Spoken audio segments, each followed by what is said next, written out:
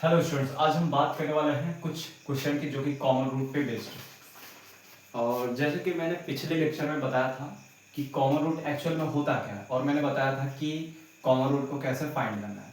और मैंने दो तरीके बताए थे। पहला तरीका यहाँ पे क्या था कि अगर कोई भी दो क्वाड्रेटिक इक्वेशन दे रखी है तो आप क्या करो, उसकी एक्स स्क्वायर का कोफिशिएंट सेम बनाओ और एक्स स्क्वायर का कोफिशिएंट सेम बनते ही एक्स स्क्वायर वाले टर्म को उड़ा दो।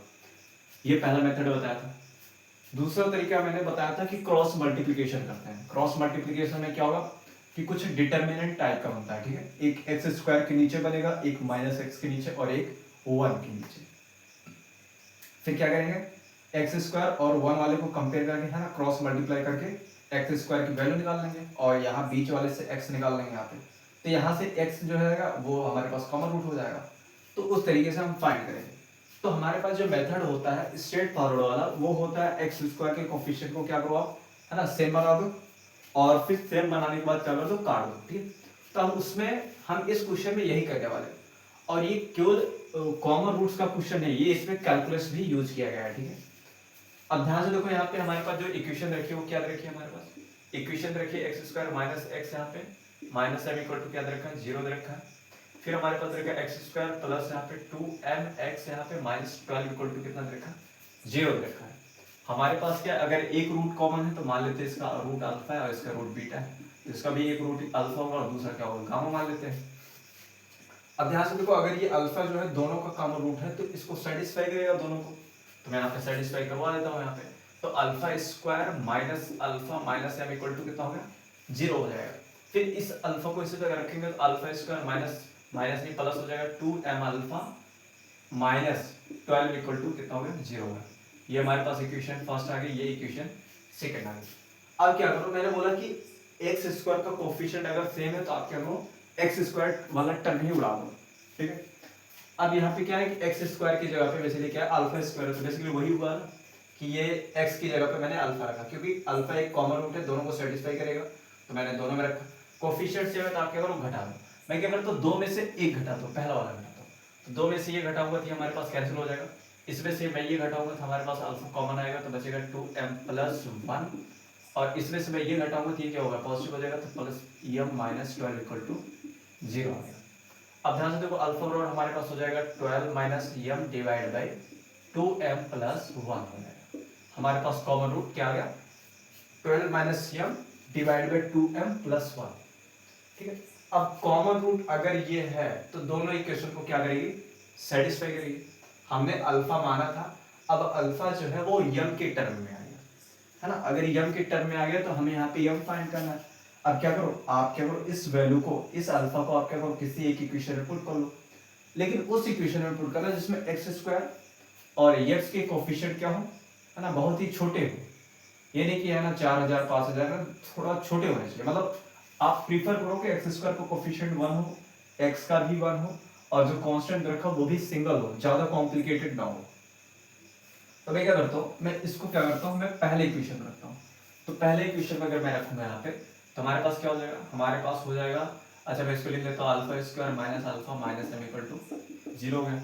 अल्फा की जगह पे आप इसको रखो, तो 12 minus m divide by 2m plus 1 का होल स्क्वायर हो जाएगा। फिर माइनस यहाँ पे 12 minus m divide by 2m plus 1 minus m equal to 0 हो गया। अब इसमें एलसीएम उलसीएम मत लेना है ना, लेना मत इसमें एलसीएम। एलसीएम लेगो तो थोड़ा लॉन्ग कैलकुलेशन आएगा। हम क्या करते हैं, हम इन दोनों में कॉमन यहीं पे खींच लेते हैं। यहाँ पे कॉमन खींचोगे तो 12 minus m divide by 2m plus 1 common लोगे तो हमारे पास बचेगा कॉमन में क्या, 12 minus m divide by 2m plus 1 और माइनस 1 बचेगा यहाँ पे, और माइनस एम इधर बाहर अभी बैठा है, ठीक है।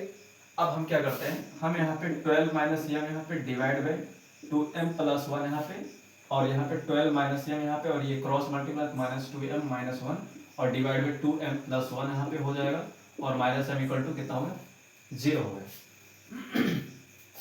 अब ध्यान से देखो, यहाँ पे क्या है, 12 माइनस एम यहाँ पे डिवाइड बाई 2m प्लस 1 हो जाएगा, और 12 माइनस 1 कितना हो गया, 11 हो गया, और ये कितना हो गया, माइनस 3m हो गया, ब्रैकेट में, और डिवाइड बाई 2m प्लस 1 हो जाएगा, और माइनस यहाँ पे m इक्वल टू 0 हो गया। अब क्या करते हैं, ये 2m+1 ये 2m+ क्या बन जाएगा, मल्टीप्लाई होगा होल स्क्वायर, और होल स्क्वायर इधर होके क्या हो जाएगा, इसमें मल्टीप्लाई हो जाएगा और उधर 0 में चल जाएगा, और ये आपस में क्या होगा, मल्टीप्लाई। तो मैं क्या करता हूँ, डायरेक्ट करता हूँ। 12 ग्रे कितना होता है, 132 होता है।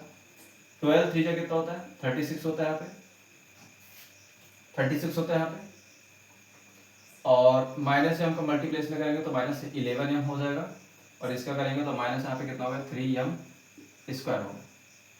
माइनस यहाँ पे m का मल्टीप्लाई किससे हुआ था, इसका और इसके मल्टीप्लाई मतलब होल स्क्वायर हुआ था, तो होल स्क्वायर ओपन कर लेता हूँ तो 4m² प्लस यहाँ पे 1 प्लस यहाँ पे 4 है ना, 4 हो गया हमारे पास, 4m होगा, ठीक है 4m हो जाएगा, और इक्वल टू कितना आ गया, 0 आ गया। अच्छा अब यहाँ पे क्या, इसको और सॉल्व करेंगे तो 132 माइनस यहाँ पे 36, और ये कितना हो जाएगा हमारे पास, ये हमारे पास हो जाएगा 47, ठीक है 47 हो गया यहाँ पे m, और प्लस यहाँ पे 3m² यहाँ पे, और माइनस यहाँ पे मल्टीप्लाई करेंगे तो 4m³, ठीक है ये माइनस है, और इसका मल्टीप्लाई करेंगे तो माइनस m हो जाएगा, और इसका मल्टीप्लाई करेंगे तो माइनस 4m² इक्वल टू कितना आ गया, 0 आ गया। तो मैं इसको यहाँ पे लिख देता हूँ, इसको मैं यहाँ पे लिखता हूँ, तो यहाँ पे हमारे पास हो गया 132 माइनस यहाँ पे 47m यहाँ पे है, और 1m यहाँ पे, कितना बन जाएगा, 48m बन जाएगा, है ना। तो इसका काम खत्म, इसका काम खत्म, और इसका काम खत्म। हमारे पास 3m² है, और इधर यहाँ पे कितना बन जाएगा, -m² बन जाएगा, और हमारे पास m³ कितना एक ही है, 4m³, वो भी इक्वल टू 0 बन जाएगा। तो हमारे पास हो जाएगा 4m³, मैंने उस सबको उधर भेज दिया, प्लस m² यहाँ पे, प्लस यहाँ पे 48m, और -132 इक्वल टू 0।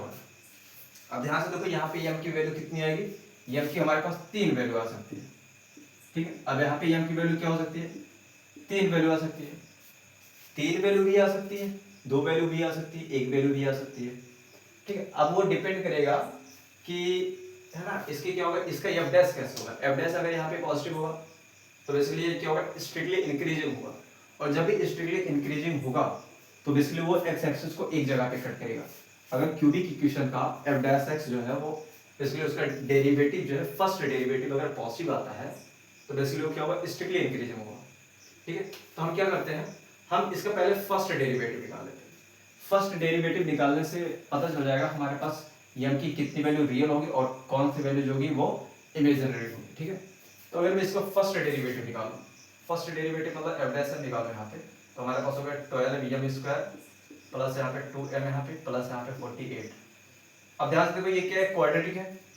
अगर हमें f डैश पता करना है पॉजिटिव है कि नेगेटिव है, तो आप इसको क्या कर लो, एक क्वाड्रेटिक की कंडीशन क्या होती है, कोई भी क्वाड्रेटिक जो होता है वो हमेशा पॉजिटिव तब होता है जब उसका d नेगेटिव हो और उसका जो लीडिंग कोएफिशिएंट a क्या हो, पॉजिटिव हो। कोई भी क्वाड्रेटिक नेगेटिव तब होती है हमेशा, हमेशा मतलब x की कोई भी वैल्यू रखोगे वो हमेशा नेगेटिव तब होगी जब d नेगेटिव हो और a भी नेगेटिव हो, ठीक है।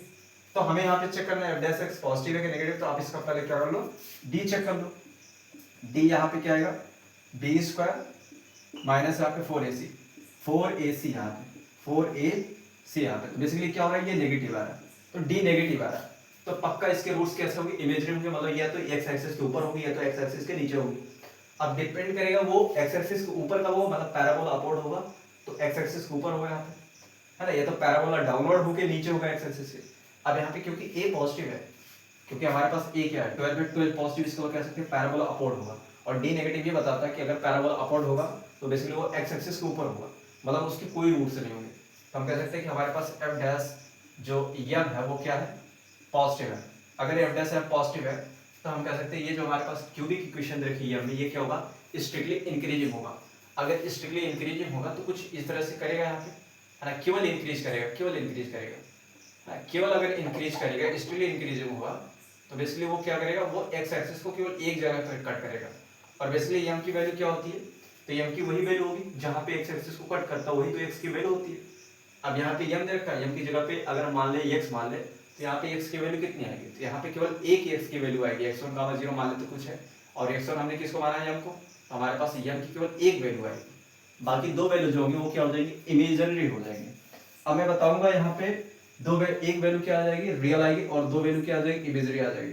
अब इसने नहीं बोला है फाइंड द वैल्यू, इसने बोला m की वैल्यू फाइंड करो, इसने कुछ नहीं बोला है कि आपको रियल बताना है कि है ना इमेजिनरी बताना है। आप m की वैल्यू तीनों यहाँ पे निकालो, उसके बाद हम इसको चेक करेंगे किसके लिए कॉमन रूट आता है, ठीक है।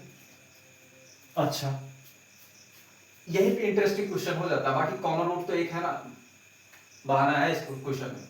तो हम क्या कर लेते हैं, हम पता करते हैं इसके रूट्स क्या होंगे, है ना। एम की कितनी वैल्यू आएंगी, एम की 3 वैल्यू आएंगी, 2 क्या हो जाएंगे, इमेजिनरी हो जाएगी, और एक क्या हो जाएगा, रियल हो जाएगा। अब इसने बोला है कि इस इक्वेशन में और इस इक्वेशन में एक रूट कॉमन आता है। अब हम एम की 3 वैल्यू निकालेंगे, तीनों वैल्यू के लिए चेक करेंगे किसके लिए एक रूट कॉमन आ रहा है। अगर जिसके लिए एक रूट कॉमन आएगा वही एम की वैल्यू हो जाएगा। तो आइए पता करते हैं। यहाँ पे हमारे पास आया 4m क्यूब यहाँ पे, और प्लस यहाँ पे m स्क्वायर, और प्लस यहाँ पे 48m माइनस यहाँ पे 132 इक्वल टू 0 आया। अच्छा, अब यहाँ पे क्या है कि आप वैल्यू चेक करो, यहाँ पे वैल्यू पुट करो यहाँ पे, ठीक है। फैक्टर थ्योरम लगाते हैं यहाँ पे, ठीक है। आप m की कुछ वैल्यू लो यहाँ पे, जैसे यहाँ पे वैल्यू क्या लेते हैं यहाँ पे, अब यहाँ पे 132 है, 132 के है ना बहुत सारे फैक्टर होंगे, 1 होगा, 2 होगा, है ना, और यहाँ पे कितना होगा, 3 2 5 1 3 होगा, यहाँ पे ऐसे चलता है। लेकिन जो भी फैक्टर लेना वो प्लस माइनस के साथ लेना है यहाँ पे, ठीक। आप क्या करो, पहले आप m की वैल्यू क्या करो, 1 पुट कर लो। 1 पुट करोगे, अगर इसको सेटिस्फाई करके मतलब 0 इक्वल टू 0 आ गया, तो हम कह सकते हैं कि m माइनस 1 क्या होगा, एक फैक्टर बनेगा, ठीक है। ऐसे आपको वैल्यू चेक करना पड़ेगा। बेसिकली क्या होता है, शुरुआती की ही वैल्यू क्या करते हैं, सेटिस्फाई कर जाते हैं। तो मैंने यहाँ पे देखा, तो m इक्वल टू क्या हो रहा है, यहाँ पे 2 सेटिस्फाई कर रहा है, m इक्वल टू 2 क्या कर रहा है, सेटिस्फाई कर रहा है। अगर m इक्वल टू 2 सेटिस्फाई करेगा तो m equal to m minus 2 क्या होगा, एक फैक्टर होगा। फैक्टर मतलब होता है डिवाइजर। तो इसका मतलब है कि m माइनस 2 क्या करेगा, इसको डिवाइड करेगा। और जब भी आप डिवाइड करोगे तो आप क्या कर सकते हो, आपको क्वोशिएंट जो भी मिलेगा वो क्वाड्रेटिक की फॉर्म में मिलेगा, ठीक है। आप इसको यहाँ पे फैक्टराइज कर सकते हो। अगर m माइनस 2 एक फैक्टर होगा तो हम क्या कर सकते हैं, m माइनस 2 से इसको डिवाइड कर सकते हैं। डिवाइड करके हम यहाँ पे क्या कर सकते हैं, फैक्टर लिख सकते हैं। ध्यान से देखो, अगर m माइनस 2 मान लेते हैं t है ना, t है, और हमने इसको मान लिया q, तो अगर यहाँ पे m माइनस 2 जो है इसका फैक्टर, अगर t जो है q का फैक्टर, तो डिवाइड करेगा, कुछ ना कुछ मान लेते हैं क्वोशिएंट आता है, तो रिमाइंडर क्या आएगा, 0 आएगा। तो यहाँ पे जो हमारे पास ये जो लिखा है q को मैं लिख सकता हूँ t इंटू आर लिख सकता हूँ। बेसिकली q क्या हो जाएगा, ये हो जाएगा, और t बेसिकली क्या है, m माइनस 2 है, और जो हमारे पास r है वो एक क्वाड्रेटिक आएगी। तो देखो यहाँ पे ध्यान से मैंने इसको क्या कर दिया, फैक्टराइज कर दिया, है ना। फैक्टराइजेशन यही तरीका होता है। बेसिकली ये क्या है, ये है वही भाज्य बराबर भाज्य गुणे भागफल होता है यहाँ पे, है ना। Dividend equal to divisor into यहाँ पे क्वोशिएंट प्लस रिमाइंडर होता है, ठीक है। तो आप यहाँ पे फैक्टर थ्योरम लगा सकते हो। तो यहाँ पे m माइनस 2 इसको सेटिस्फाई करेगा, मतलब सेटिस्फाई नहीं, डिवाइड करेगा, है ना। तो हम कह सकते हैं कि मैं दूसरा तरीका यहाँ पे इसको अपनाऊंगा। m माइनस 2 को मैं ऐसे 3 बार लिख देता हूँ, क्योंकि पावर 3 है। m माइनस 2 को आप 3 बार लिखो ऐसे, ठीक है, और इक्वल टू यहाँ पे 0 लिखो। अब हम क्या करते हैं, बैलेंसिंग खेलते हैं। 4m क्यूब है तो आप 4m क्यूब बनाओ, तो 4m स्क्वायर मल्टीप्लाई कर दो, मल्टीप्लाई करेंगे तो 4m क्यूब, लेकिन इधर क्या आएगा, माइनस 8m स्क्वायर आ जाएगा, और माइनस 8m स्क्वायर, लेकिन हमारे पास क्या है, हमारे पास m स्क्वायर है। तो मैं क्या करता हूँ, यहाँ पे प्लस 9m से मल्टीप्लाई कर देता हूँ, इधर माइनस 8m स्क्वायर, और इधर यहाँ पे 9m स्क्वायर, क्या बन जाएगा, m स्क्वायर बन जाएगा। तो 9m का मल्टीप्लाई इसमें करेंगे तो कितना हो गया, माइनस 18 हो जाएगा, और हमें तो चाहिए 48। तो हम यहाँ पे क्या करते हैं, हम यहाँ पे 66 लिख देते हैं, और जैसे 66 है और यहाँ पे माइनस 18 आएगा, तो हमारे पास 48 आ जाएगा। अच्छा, तो हमारे पास क्या हो जाएगा, अब यहाँ पे 66 का माइनस 2 से मल्टीप्लाई करो तो 130 मिल जाएगा, इसको तो हमारे पास ये ठीक है। तो यहाँ पे हम क्या करते हैं, ये माइनस 2 कॉमा ले लेते हैं। ये माइनस 2 कॉमा लेंगे तो हमारे पास क्या आएगा, 4m स्क्वायर प्लस यहाँ पे 9m यहाँ पे, और प्लस यहाँ पे 66 इक्वल टू 0 आएगा। ध्यान से देखो, मैंने फैक्टराइज कर दिया। अब यहाँ पे क्या, या तो ये 0 होगा या तो ये 0 होगा, लेकिन रूट्स क्या आएंगे, 2 इधर से आ जाएंगे और 2 इधर से आ जाएंगे। अब इधर ध्यान से देखो, ये क्वाड्रेटिक बेसिकली जो भी बनी है, जो भी क्वाड्रेटिक बनी है, इसके जो d होगा वो क्या होगा, नेगेटिव होगा। 9 81 होगा, माइनस 4ac होता है, तो 4 यहाँ पे 4 16 इंटू 66, ये संख्या क्या होगी, ये नंबर बड़ा होगा इससे, तो ये क्या होगा, बेसिकली नेगेटिव आएगा। अगर नेगेटिव आएगा तो बेसिकली क्या होगा, इसके रूट्स जो होंगे वो क्या हो जाएंगे, इमेजिनरी हो जाएंगे, ठीक है। तो हम इसको मान लेते हैं कि हमारे पास क्या हो रहा है, इसको मैं मिटा देता हूँ, आप नोट कर लेना पॉज करके। तो हमारे पास क्या है, हमारे पास आ गया m की वैल्यू कितने आएगी, 2 आ जाएगी, और यहाँ से हमारे पास जो m की वैल्यू आएगी वो क्या आएगी, इमेजिनरी आएगी। तो मैं मान लेता हूँ एक आता है a प्लस आयोटा b, तो दूसरा क्या आएगा, इसी का कॉन्जुगेट आएगा, कॉन्जुगेट आएगा है ना, दूसरा क्या आएगा, इसी का कॉन्जुगेट आएगा। अब ध्यान से देखो, अब इसने क्या बोला है, अब इसने बोला है m की वैल्यू फाइंड करो जिसके लिए वो जो क्वाड्रेटिक दे रखी है और ये जो क्वाड्रेटिक दे रही है, इसमें एक रूट कॉमन है। तो एक्स स्क्वायर माइनस एक्स यहाँ पे माइनस m इक्वल टू कितना है, 0 है, और हमारे पास एक्स स्क्वायर यहाँ पे प्लस यहाँ पे 2mx यहाँ पे, और माइनस 2 इक्वल टू यहाँ पे 0 है। अब यहाँ पे m की वैल्यू क्या है, अब ध्यान से देखो, एक क्वाड्रेटिक क्या होती है, एक क्वाड्रेटिक यहाँ पे ax स्क्वायर प्लस bx यहाँ पे प्लस c यहाँ पे इक्वल टू 0 यहाँ पे। और यहाँ पे ये भी बताया गया है कि ABC क्या होने चाहिए, रैशनल होने चाहिए या यहाँ पे रियल होने चाहिए, रियल होने चाहिए तो रैशनल होने चाहिए। और यहाँ पे एक बात और कि यहाँ पे A नॉट इक्वल टू 0 होना चाहिए। तभी सारी कंडीशन होंगी, तभी सारी कंडीशन जो आप पढ़ते हो कि अगर कोई क्वाड्रेटिक दे रखा उसका एक रूट इमेजिनरी आता है तो दूसरा उसका क्या होगा, कॉन्जुगेट होगा। तो ये कंडीशन तभी आती है जब हमारे पास कोफिशिएंट क्या होते हैं, रियल होते हैं। अगर आपने m को इमेजिनरी रख दिया तो जो आपने कंडीशन यहाँ पे हैव अ कॉमन रूट है, जो भी रूट आएगा वो बेसिकली क्या होगा, वो रूट आएगा ही नहीं, वो भी क्या हो जाएगा, इमेजिनरी हो जाएगा। m equal to a plus iota b रख लेते हैं, चलो ठीक है कोई बात नहीं। m इक्वल टू 2 अगर आप रखोगे, पहले हम m इक्वल टू 2 रख के देख लेते हैं। m इक्वल टू 2 रखेंगे तो एक्स स्क्वायर माइनस एक्स यहाँ पे माइनस 2 यहाँ पे इक्वल टू 0 आ गया। और इधर यहाँ पे एक्स स्क्वायर यहाँ पे m इक्वल टू 2 4 प्लस यहाँ पे 4x यहाँ पे माइनस यहाँ पे 12 आ गया इक्वल टू 0 यहाँ पे। ध्यान से देखो, अगर यहाँ पे मैं इसको फैक्टराइज करूंगा तो एक्स स्क्वायर यहाँ पे माइनस यहाँ पे 2x प्लस यहाँ पे x माइनस यहाँ पे 2 इक्वल टू 0। तो यहाँ पे x कॉमन हो गया, x माइनस 2 यहाँ पे और प्लस यहाँ पे 1, x माइनस 2 इक्वल टू यहाँ पे 0 आ गया। तो x बराबर कितना आ गया, 2 आ गया और दूसरा यहाँ पे माइनस 1 आ गया। अब यहाँ पे क्या करो, इसमें से एक वैल्यू सेटिस्फाई करा लो। 2 अगर सेटिस्फाई करेंगे तो 2 दूनी 4 और 4 दूनी 8 माइनस यहाँ पे 12, 8 4 12 12 यहाँ पे। बताओ यहाँ पे कह सकते हैं x इक्वल टू 2 क्या होगा, एक कॉमन रूट होगा। अब हम m equal to a plus iota b वाला देखते हैं, ठीक है। तो मैं इसको भी मिटा करते हैं, m equal to a plus iota b को रख के देखते हैं हमारे पास क्या आता है। तो अगर मैं एक्स स्क्वायर माइनस यहाँ पे x, अच्छा मैं क्या करता हूँ, मैं थोड़ा है ना तुक्का लगाने के लिए क्या कर लेता हूँ, मैं 3 को मान लेता हूँ, इसको 4 आयोटा मान लेता हूँ। तो हमारे पास क्या हो जाएगा, माइनस यहाँ पे 3 माइनस 4 आयोटा हो जाएगा इक्वल टू यहाँ पे 0 हो जाएगा, ठीक है। और हमारे पास एक्स स्क्वायर यहाँ पे हमारे पास आ जाएगा माइनस प्लस यहाँ पे 2 इंटू यहाँ पे 3 प्लस यहाँ पे 3 माइनस यहाँ पे होगा। अच्छा em की वैल्यू 3 प्लस 4 आयोटा ही ले लेते हैं, 4 आयोटा यहाँ पे प्लस ले लेते हैं। और हमारे पास कितना आ गया, x यहाँ पे, और हमारे पास क्या है माइनस यहाँ पे 12 आ गया इक्वल टू 0। अब इसको आप फैक्टराइज करो, फैक्टराइज करने के लिए आप क्या करो, रूट ही निकालो। रूट जब निकालोगे तो हमारे पास 1 आएगा plus minus under b square यहाँ पे माइनस 4ac, 4a कितना है हमारे पास ये, और ये कितना है प्लस यहाँ पे कितना हो जाएगा 3 प्लस यहाँ पे 4 आएगा, ठीक है। हमारे पास डिवाइड में कितना आ गया 2 आ गया। तो 1 प्लस माइनस यहाँ पे अंडर रूट यहाँ पे 1 प्लस यहाँ पे 12 प्लस यहाँ पे 4 16 आएगा। तो ध्यान से अंडर रूट में भी क्या होता है, एक इमेजिनरी आ रहा है, और जबकि अंडर रूट में क्या होता है, अंदर क्या आना चाहिए, अंदर हमेशा क्या होता है, पॉजिटिव वैल्यू होती है यहाँ पे। और मान लेते हैं कि आप क्या करते हो, ये बेसिकली एक कॉम्प्लेक्स नंबर है, अंडर रूट में एक कॉम्प्लेक्स नंबर आ रहा है। तो अंडर रूट में कॉम्प्लेक्स नंबर आ रहा है तो ये भी बेसिकली क्या होगा, एक इमेजिनरी ही होगा, ठीक है, डिवाइड बाय 2 यहाँ पे। तो ये हमारे पास पूरा क्वेश्चन था। तो m की वैल्यू हमारे पास क्या आई, m की वैल्यू हमारे पास क्या आ गई, 2 आ गई, ठीक है। तो ये बेसिकली एक ही क्वेश्चन था, लेकिन मैंने डिटेल सोचा कि डिटेल एक्सप्लेन करते हैं अच्छे से। तो आई होप आपको ये क्वेश्चन समझ में आएगा। आइए हम दूसरा क्वेश्चन करते हैं। हेलो स्टूडेंट, ये हमारा थर्ड क्वेश्चन है, और ये थर्ड क्वेश्चन काफी इंटरेस्टिंग क्वेश्चन है, और मैं इसको काफी डिटेल पे कराने वाला हूँ। काफी मुझे अच्छा ये क्वेश्चन लगा, कॉमन रूट पे बेस्ड है यहाँ पे। और ये कॉमन रूट पे बेस्ड जो है वो कौन सा क्वेश्चन है, थर्ड क्वेश्चन है, ठीक है। 2 क्वेश्चन मैंने करा दिए हैं। अब ये थर्ड क्वेश्चन क्यों इंटरेस्टिंग है, क्योंकि यहाँ पे ध्यान से देखो आप, यहाँ पे देखा फाइंड a एंड b, आपको क्या बताना है, a और b की वैल्यू बताना है। फिर क्या करना, सर दैट ऐसा है कि equation this equation x square plus ax minus 1 equal to 0 and 2x square plus x plus b equal to 0, this equation and this equation may have a common root for each pair of equation। मतलब अगर मैं बात करूँ यहाँ पे तो 3 equation यहाँ पे है, और हमें 2 का पेयर बनाना, तो 3 हमारे पास कितने पेयर बनेंगे, 3 पेयर बनेंगे। और जितने भी पेयर बने उसमें एक कॉमन रूट आना चाहिए, ठीक है। इसने बोला each pair of equation, 2 equation लोगे, कोई भी 2 इक्वेशन उठाओ, उसमें एक रूट कॉमन आना ही चाहिए। तो मैं क्या करता हूँ, मैं यहाँ पे सबसे पहले इसको लिख देता हूँ।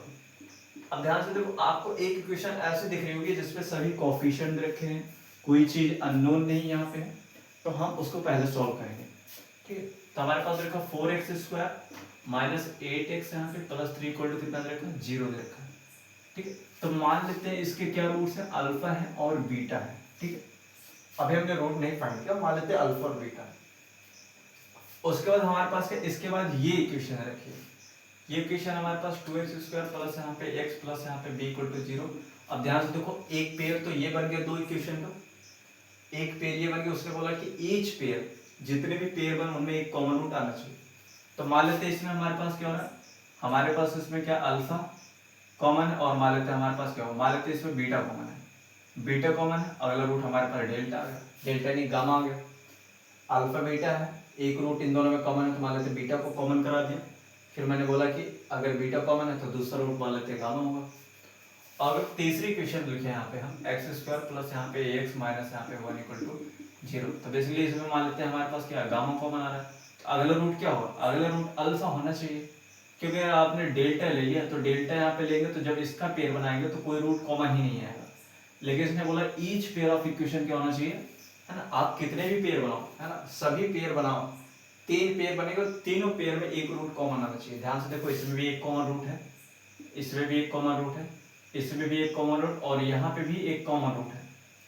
ठीक है, तो आपको ये समझ के चलना है। अच्छा, अब ध्यान से देखो, ये हमारे पास जो इक्वेशन रखी है काफी साफ सुथरी दे रखी है, इसमें सभी दे रखा है, तो हम इसको फैक्टराइज कर सकते हैं, एक्स स्क्वायर माइनस 8x यहाँ पे प्लस यहाँ पे 3 इक्वल टू यहाँ पे 0 रखा है।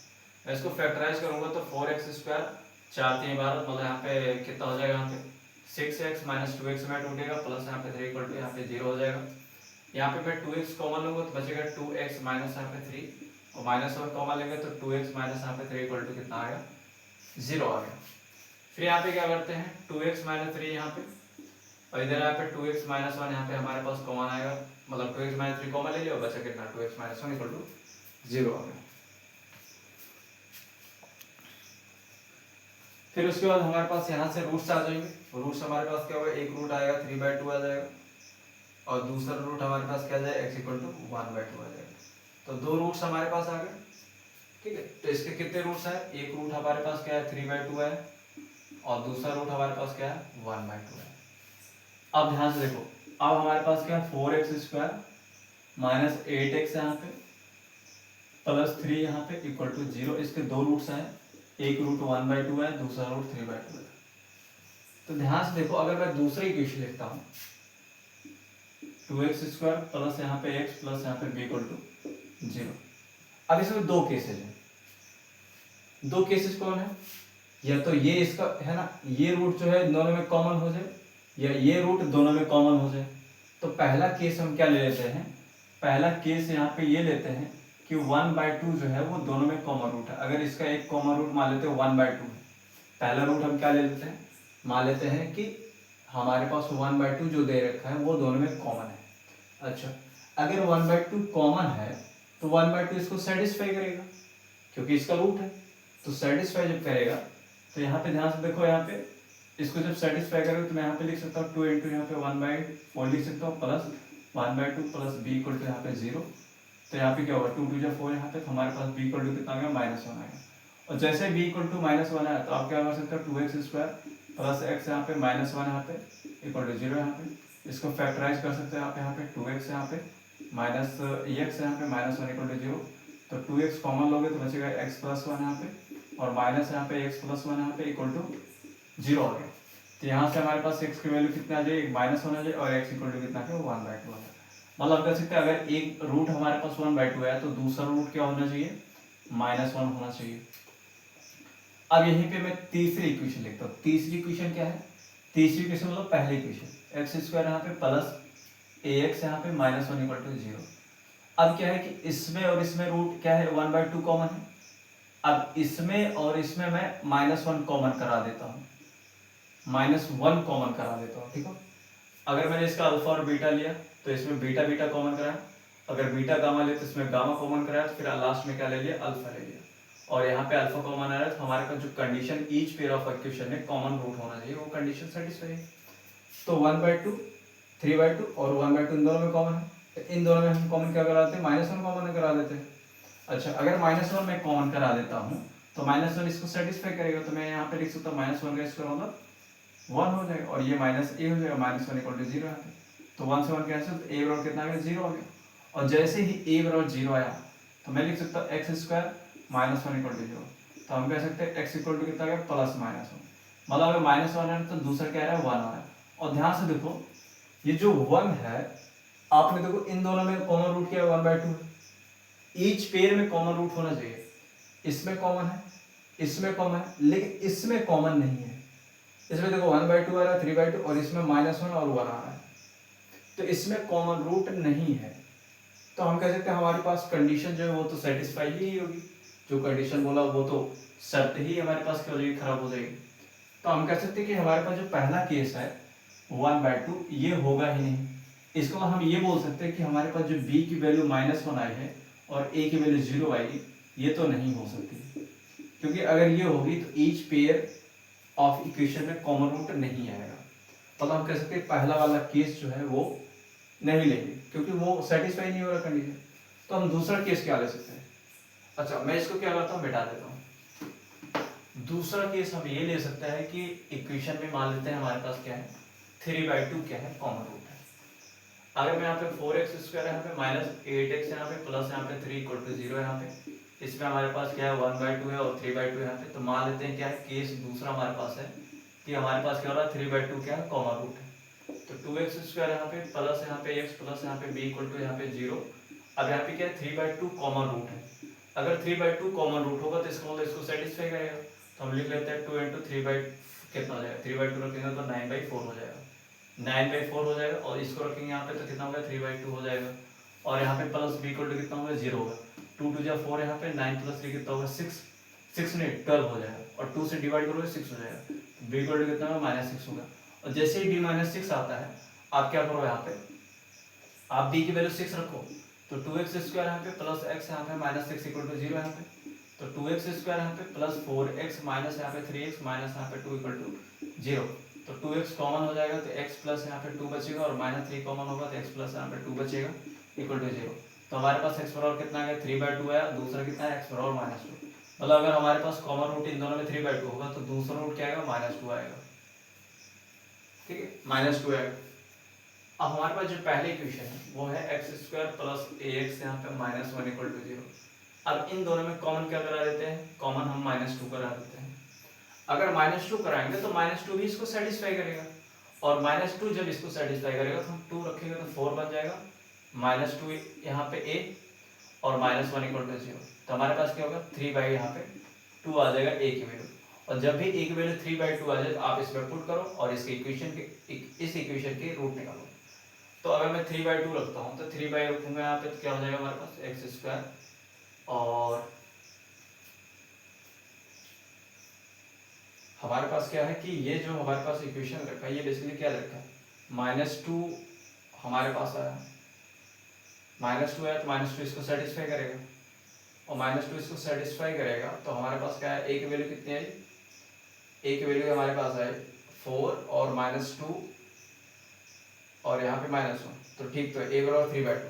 अब a बराबर 3/2 इसमें रख लो, 3/2 और -1 यहाँ पे ये x होगा इक्वल टू कितना, 0। 2 से मल्टीप्लाई करो, 2x² यहाँ पे प्लस 3x यहाँ पे -1 = 0 यहाँ पे। ठीक है, -2 हो जाएगा, 2 से मल्टीप्लाई कर दो। ठीक है, तो 2x² यहाँ पे, अब देखो 2 2 4 आ रहा है यहाँ पे। ठीक है, 2 2 4 आ रहा है तो मैं यहाँ पे क्या कर सकता हूँ, मैं 4x यहाँ पे -x -2 कर सकता हूँ। 4 1 4 और हमारे पास घट के 3 भी आ रहा है। तो 2x कॉमन लेंगे तो x प्लस हमारे पास 2 आएगा, और -1 कॉमन लेंगे तो x प्लस कितना आएगा, 2 आएगा = 0। तो ध्यान से देखो, x बराबर 1 1/2 आ जाए और x बराबर -2 आएगा। तो -2 था हमारे पास, दूसरा रूट क्या आएगा, 1/2। अब देखो जो हमारे पास कंडीशन थी, ईच पेयर ऑफ इक्वेशन में क्या होना चाहिए, एक रूट कॉमन होना ही चाहिए। तो ध्यान से देखो 3/2 कॉमन है यहाँ पे, इसमें -2 कॉमन है, और इसमें क्या है, 1/2 कॉमन है। तो हमारे पास ये क्या हो जाएगा, आंसर हो जाएगा। और आंसर में क्या आएगा, आंसर में हमारे पास जो b की वैल्यू आएगी, a की वैल्यू हमारे पास क्या आ जाएगी, 3/2 आ जाएगी, और b की वैल्यू कितना आ जाएगी, -6 आ जाएगी। ठीक है, अगर a की वैल्यू ये होगी, b की वैल्यू ये होगी, तो हमारे पास ईच पेयर ऑफ इक्वेशन में एक कॉमन रूट होगा, और ये हमारे पास क्या हो जाएगा, नेगलेक्ट हो जाएगा। तो काफी अच्छा क्वेश्चन था यहाँ पे, काफी अच्छा क्वेश्चन, क्या बेसिक क्वेश्चन था यहाँ पे कॉमन रूट्स का। ठीक है, तो आई होप। हेलो स्टूडेंट्स, आइए हम कॉमन रूट्स का दूसरा क्वेश्चन करते हैं। दूसरा क्वेश्चन काफी अच्छा क्वेश्चन है, और इस क्वेश्चन में यहाँ पे दे रखा है कि एक इक्वेशन रखी है x² - px + q दे रखा है, और दूसरा x² - ax + b = 0 दे रखा है। फिर इसने बोला कि ये दोनों इक्वेशन क्या करती हैं, हैव अ कॉमन रूट। इन दोनों इक्वेशन में एक रूट क्या है, कॉमन है। फिर इसने बोला है कि जो सेकंड इक्वेशन है वो क्या करते हैं, यहाँ पे उसके रूट्स क्या है, इक्वल है।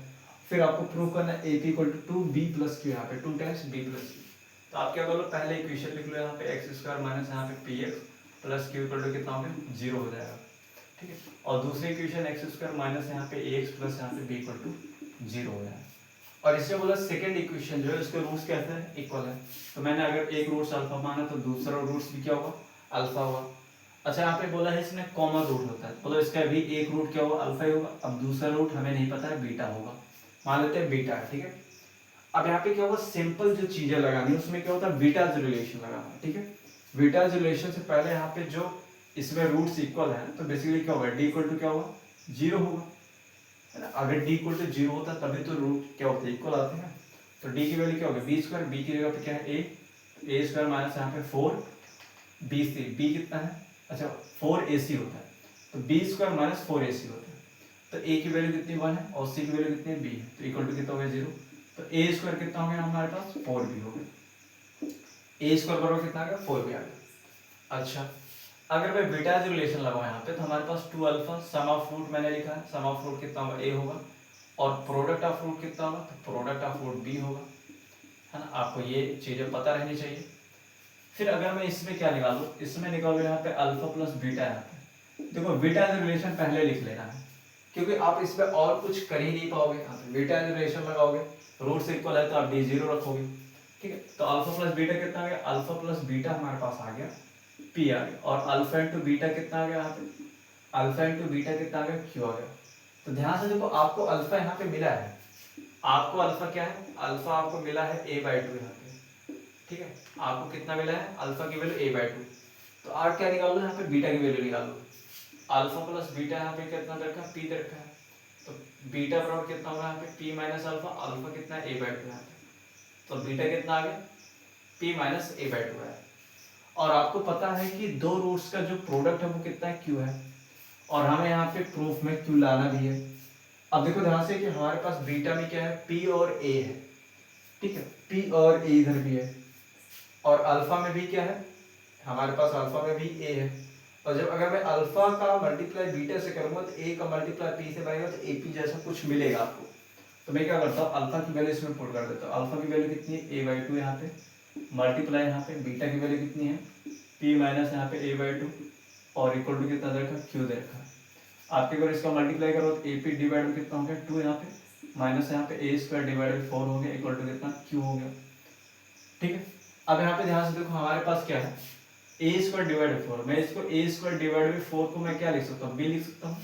तो हमारे पास क्या होगा, ap डिवाइड में यहाँ पे 2 माइनस यहाँ पे b इक्वल टू कितना हो गया, q हो गया। तो ap डिवाइड में 2 यहाँ पे b उधर जाएगा, क्या बन जाएगा, q प्लस b बन जाएगा, और ap बराबर हमारे पास क्या बन जाएगा, 2 टाइम्स यहाँ पे b प्लस q। तो हमारे पास देखो प्रूफ हमारे पास आ गया। बस आपको बीटा रिलेशन करना है, बस और कुछ नहीं करना। और थोड़ी बहुत मैनिपुलेशन है, उतनी तो आपको आती होगी।